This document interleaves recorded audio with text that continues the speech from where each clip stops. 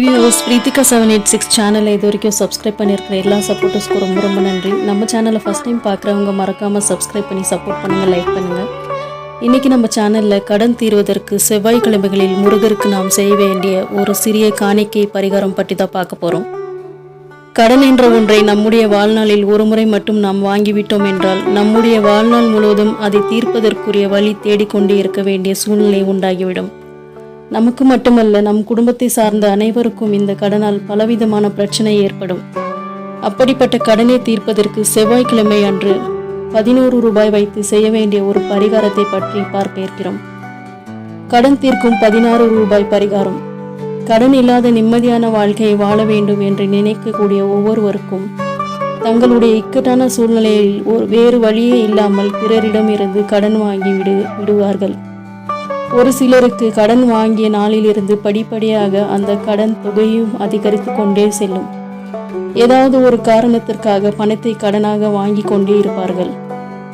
வாங்கிய கடனை திருப்பி செலுத்துவதற்கு பலவிதமான வழிபாடுகளும் பரிகாரங்களும் இருக்கின்றன. அவற்றில் ஒன்றுதான் 11 ரூபாய் காணிக்கை பரிகாரம்.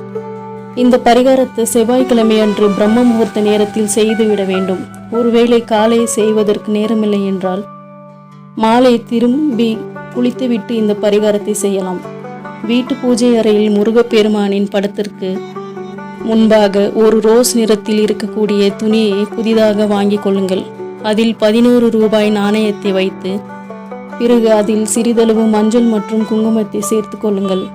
கடைசியாக இதனுடன் வெள்ளரக்க பூ 1 அல்லது 3 எண்ணிக்கையில் 11 ரூபாய் நாணயங்களுடன் சேர்த்து வைத்து அதை மூட்டையாக கட்டி நம்முடைய வீட்டு பூஜை அறையில் வைத்து விட வேண்டும். தினமும் முருகருக்கு காலையிலும் மாலையிலும் தீபம் ஏற்றி வழிபாடு செய்யும் பொழுது இதற்கும் ஏதாவது ஒரு சிவப்பு நிற மலரை வைத்து ஊதுபத்தி சாம்பிராணி தூபம் காட்டி வழிபாடு செய்ய வேண்டும்.